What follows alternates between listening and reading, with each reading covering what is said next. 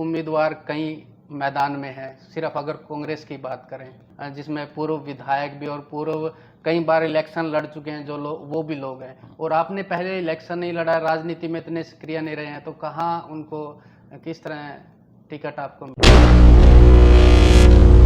भूपिंदर जी? 1991 के बाद जो कांग्रेस पार्टी है उसने अपना खाता नहीं खोला है घरौंडा विधानसभा में, तो इसको लेके कुछ अब की बार चमत्कार होगा या क्या कुछ खास आप करने वाले हैं कि कांग्रेस पार्टी का लगभग 30 साल के बाद खाता खुलेगा? एक बात जो खासकर जुड़ी रही है और खासकर कांग्रेस के लिए कही जाती है कि कांग्रेस के ही नेता, कांग्रेस के ही कार्यकर्ता अपने कैंडिडेट को हराते हैं। तो भाजपा का कहना है शिक्षा का क्षेत्र हो या चिकित्सा का क्षेत्र हो, उसमें हमने जितना काम कर दिया पिछले 20 साल में ऐसा काम नहीं हुआ है। अगर बात करें चाहे वो आईटीआई को लेके जो बस्ताड़ा में आईटीआई, या गर्ल्स कॉलेज की बात करें, या स्कूल्स जिसका घरौंडा में काफ़ी बुरा हाल हुआ करता था उसमें नई बिल्डिंग की बात करें, तो यहाँ विधायक का कहना है कि हमने कोई ऐसा मुद्दा छोड़ा ही नहीं है कि जो दूसरी पार्टियां उस पर काम करने की बात करें।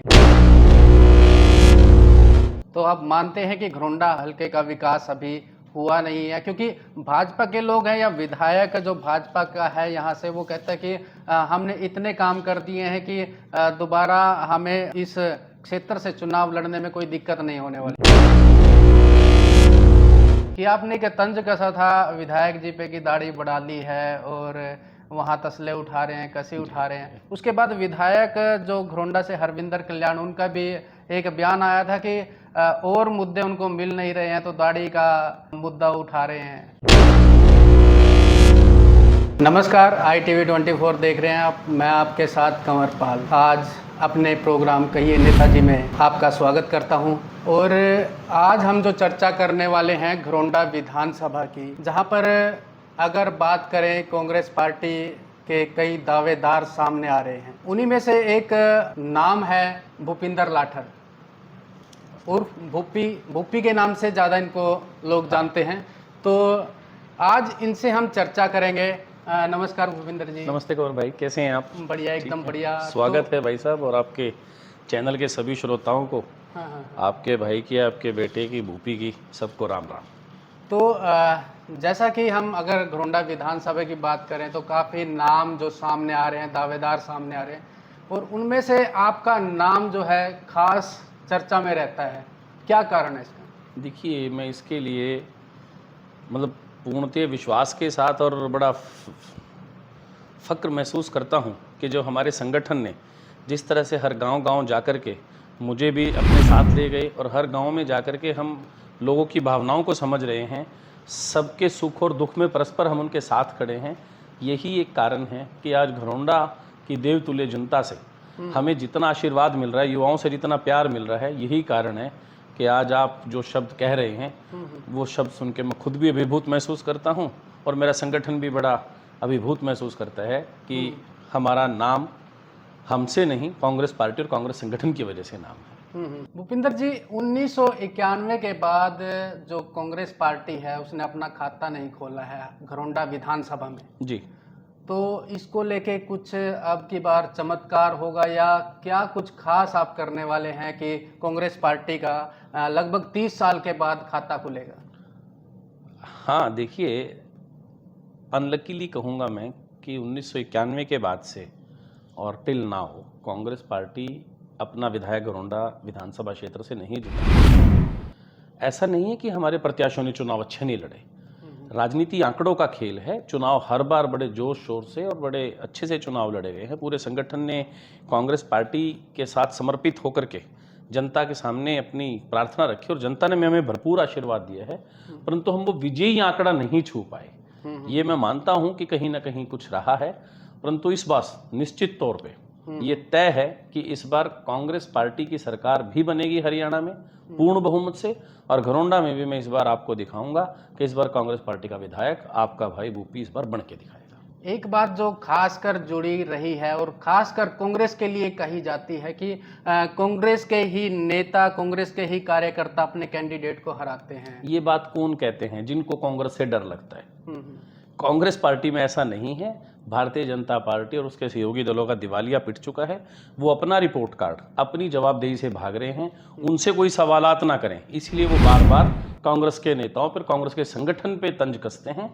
ऐसा नहीं है, कांग्रेस पार्टी एकजुट है और एकजुट होकर के इस बार इनको जमुना पार पहुंचाएगी, ये गारंटी है। तो क्या लगता है कि किन मुद्दों को लेके आप मैदान में उतरेंगे? देखिए, सबसे बड़ा मुद्दा आज की डेट में देश के सामने, देश के युवा के सामने, बुजुर्गों के सामने चिकित्सा और स्वास्थ्य, शिक्षा, बेरोजगारी, अपनी सुरक्षा को लेकर के भी आज सभी चिंतित हैं, रोजगार को लेकर के सभी चिंतित हैं। अस्पताल में चले जाएं तो इलाज नहीं मिलता। आपको सुन के हैरानी होगी कि हमारा प्रदेश पूरे हिंदुस्तान में ही नहीं, शायद पूरे वर्ल्ड में ऐसा प्रदेश होगा जहां पे कि सरकारी स्कूलों को बंद किया जा रहा है, जहां पे कि डॉक्टरों के स्थान रिक्त पड़े हैं। डॉक्टर हमारे एमबीबीएस पास आउट कर गए हैं, वो विदेशों का रुख कर गए, लेकिन उनको यहाँ रोजगार नहीं दिया। हमारे यहाँ लोग बेरोजगारी के कारण विदेशों में जा रहे हैं, डॉक्टर्स तक विदेशों में जा रहे हैं, और हमारे यहाँ पे अस्पतालों की बड़ी बड़ी बिल्डिंगें तो बना दी, अस्पताल में डॉक्टर अरेंज नहीं किया, हमारे लोग बीमारी से मर रहे हैं। लेकिन इनको सिर्फ धर्म और जाति की राजनीति आती है। ये धार्मिक और हमारी संस्कृति का सौहार्द बिगाड़ करके सत्ता में बने हुए हैं। इनसे इस बार चुनाव में जनता जवाब मांगेगी कि अस्पताल में डॉक्टर क्यों नहीं हैं, सरकारी स्कूल क्यों बंद हो रहे हैं, देश का युवा बाहर क्यों जा रहा है, देश की गिरती जीडीपी, ये आंकड़ों में तो रहते हैं। छोटे भाई, आप हैरान रहेंगे। आज मैं एक न्यूज़पेपर में आर्टिकल पढ़ रहा था कि हिंदुस्तान एशिया की टॉप 10 करेंसी की यूनिट से भी बाहर हो गया। किस तरफ देश जा रहा है? आज अलग अलग मुद्दे हैं, इनके पास कोई मुद्दा नहीं बचा है। जनता की जवाबदेही तो इनको देनी पड़ेगी, और यही इनको डर सता रहा है कि कोई इनसे सवाल ना पूछे तो क्यों ना कांग्रेसियों पे तंज कसते हैं। आपने चिकित्सा और शिक्षा की बात की। अगर घुंडे हल्के की बात करें तो भाजपा का कहना है शिक्षा का क्षेत्र हो या चिकित्सा का क्षेत्र हो, उसमें हमने जितना काम कर दिया पिछले 20 साल में ऐसा काम नहीं हुआ है। और अगर बात करें चाहे वो आईटीआई को लेके, जो बस्ताड़ा में आईटीआई, या गर्ल्स कॉलेज की बात करें, या स्कूल्स जिसका गोरंडा में काफ़ी बुरा हाल हुआ करता था, उसमें नई बिल्डिंग की बात करें, तो यहाँ विधायक का कहना है कि हमने कोई ऐसा मुद्दा छोड़ा ही नहीं है कि जो दूसरी पार्टियां उस पर काम करने की बात करेंगी। मेरी आपको एक विनम्र प्रार्थना, और आपके चैनल के माध्यम से मेरे बड़े भाई आदरणीय विधायक जी को भी प्रार्थना है, वही बता दे कितने पद खाली आईटीआई में पड़े हैं, कितने पद खाली हमारे गोरंडा के सरकारी अस्पताल में पड़े हैं जहां तक ट्रॉमा सेंटर नहीं बना, और कितने स्कूल गोरंडा विधानसभा ही नहीं पूरे करनाल जिले में बंद हुए हैं। उनका जिम्मेवार कौन है? देश में और प्रदेश में बैठी सरकार, कि आम जनता उसकी जिम्मेवार है? आम जनता तो दर दर की ठोकरें खा रही है, उसका जिम्मेवार कौन होगा? राजनीति क्या सिर्फ धर्म पे और जाति पे करने वाले हो क्या? ये जवाब कौन देगा? क्योंकि आपकी खुद एमएलए एमपीस की तो तनख्वाहें बढ़ जाती हैं। अगर आप थोड़ा सा डॉक्टर का मानदेय बढ़ा के डॉक्टर भर्ती कर लो, अस्पतालों में इलाज मिल जाएगा आम आदमी को। यार, गरीब का बच्चा स्कूल में पढ़ लेगा, अच्छे टीचर भर्ती कर लो, अच्छे स्कूल खोल दो। स्कूलों को बंद कर रहे हैं। आप देखिए कि वर्ल्ड वॉर 2 के बाद भी कई देशों में ऐसे हालात हुए कि उनके बिल्कुल वो बेचारों की आर्थिक स्थिति टूट गई, क्योंकि युद्ध खत्म कर देता है। उसके बावजूद भी उन्होंने रक्षा का बजट तो अपना घटा दिया, कभी स्वास्थ्य का और शिक्षा का बजट नहीं घटाया, क्योंकि उनको पता था अगर हमारा आदमी, हमारा नागरिक स्वस्थ रहेगा और शिक्षित रहेगा तो दोबारा तरक्की कर लेगा। लेकिन ये लोग हमें सिर्फ धर्म और जाति पे लड़ा रहे हैं, अनपढ़ता का इस किस्म का डंका बजा रहे हैं कि इनसे कोई जवाब मांगे ही ना। ऐसा होने वाला नहीं है। आज देश का युवा जाग चुका है। विदेशों में जो युवा जा रहा है, हमारे इंफ्रास्ट्रक्चर की कमी की वजह से जा रहा है, इन लोगों की पॉलिसी की वजह से जा रहा है, वो जवाब इनसे जरूर मांगेंगे।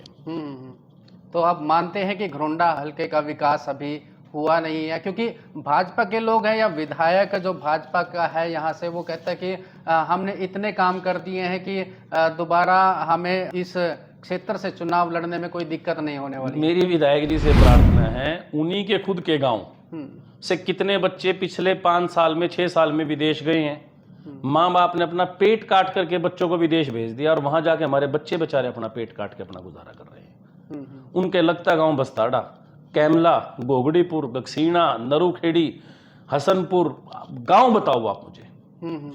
ऊंचा समाना, रावर, कहाँ का बच्चा आज, चाहे कोई जमींदार का बच्चा है, चाहे दुकानदार का बच्चा है, चाहे गरीब मजदूर का बच्चा है, आज उसको अपने देश में इतनी उदासीनता लगती है कि आज वो अपना देश छोड़ के जाने पे मजबूर है।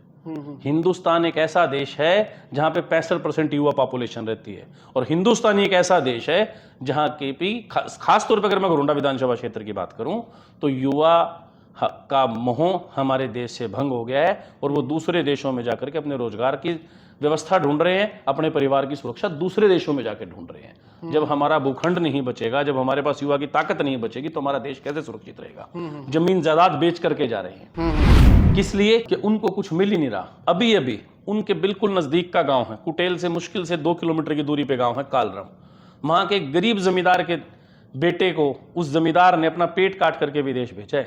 आज उस बच्चे का वहां अता पता नहीं है वो बच्चा कहाँ है। सारा परिवार, सारा समाज आज सड़कों पे है कि कुछ भी नहीं तो कम से कम इतनी खबर तो ला दो कि मेरा लाल कहाँ है। ये लोग राजनीति करने तो चले जाते हैं, जवाबदेही कौन करेगा। मुझे भी मेरे कई साथी कह रहे थे कि भूपी भाई आप भी कालरम जाए हो। मगर यार सत्ता में होते तो कालरम वालों को इस तरह रोने की जरूरत नहीं थी, हमें अपने बच्चे बाहर भेजने की जरूरत नहीं थी। हम ऐसी व्यवस्था का संचार जरूर करते कि हमारे बच्चे की सुरक्षा का भी जिम्मा लेते और हमारे बच्चे की भविष्य का भी जिम्मा लेते। आज ये क्या हालात हैं, ये जवाब इनको जनता आने वाले चुनाव में बिल्कुल मांगेगी और इसको करारा जवाब देगी। तो भूपिंदर जी,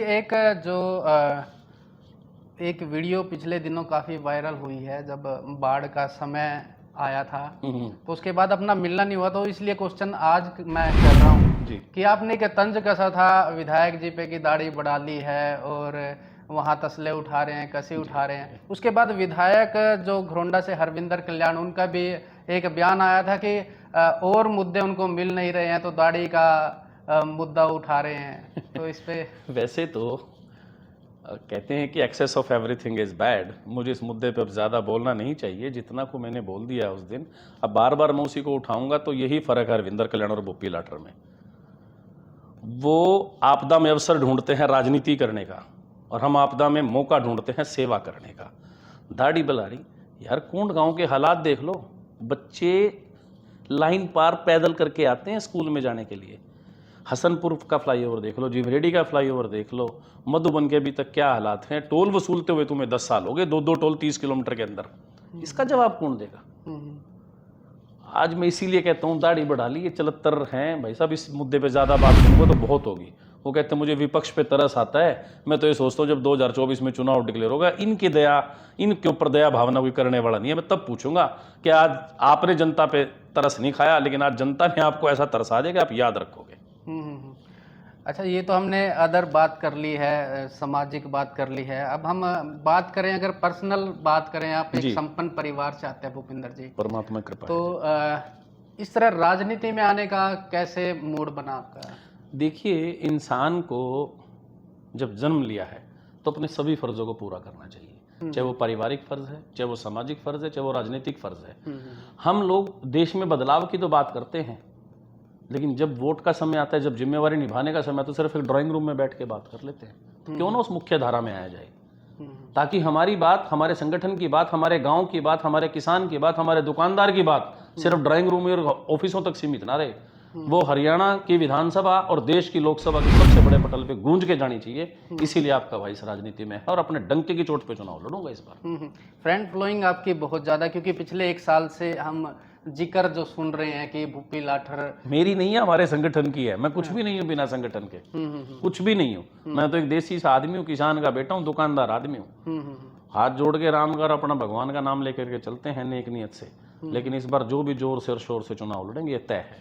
तो उम्मीदवार कई मैदान में है। सिर्फ अगर कांग्रेस की बात करें, जिसमें पूर्व विधायक भी और पूर्व कई बार इलेक्शन लड़ चुके हैं जो लोग, वो भी लोग हैं, और आपने पहले इलेक्शन नहीं लड़ा, राजनीति में इतने सक्रिय नहीं रहे हैं, तो कहाँ उनको किस तरह टिकट आपको मिलेगा। आप देखिए, जनता का भाव, जनता का जो भाव है, जनता के जो मन का करंट है, वो लोग समझ रहे हैं। तभी आज कांग्रेस पार्टी की टिकट के लिए हर कोई मारामारी कर रहा है। और हम तो कहते हैं ये तो एक अच्छी स्पर्धा है, और ऐसी स्पर्धा जो कि पॉजिटिव हो, इसके अंदर के एक भाव हो कि हमें देश के और जनहित के मुद्दों को उठाना है, हमें राज्य के मुद्दों को उठाना है, हमें ग्रामीण स्तर के उठाना। तो इस भाव में एक स्पर्धा तो अच्छी है। ये स्पर्धा तो होती रहनी चाहिए, इसमें कोई बात नहीं है। सबका हक है, लोकतांत्रिक मुद्दे हैं, सबको मांगना चाहिए। तो ये थे हमारे साथ भूपिंदर लाठर और भूपी लाठर, जो कि क्योंकि कई मैसेज हमारे पास आ रहे थे इस तरह के कि एक बार उनका इंटरव्यू हो जाए। तो इस इंटरव्यू पे, इस बातचीत पे, इस चर्चा पे आप अपनी प्रक्रिया कमेंट बॉक्स में आकर ज़रूर दें और जितना हो सके वीडियो को शेयर करें ताकि ज़्यादा से ज़्यादा लोगों तक यह वीडियो पहुंच सके। अगर आपने हमारा पेज ITV24 फॉलो नहीं किया तो इसको भी फॉलो करें और YouTube चैनल को सब्सक्राइब करें। धन्यवाद।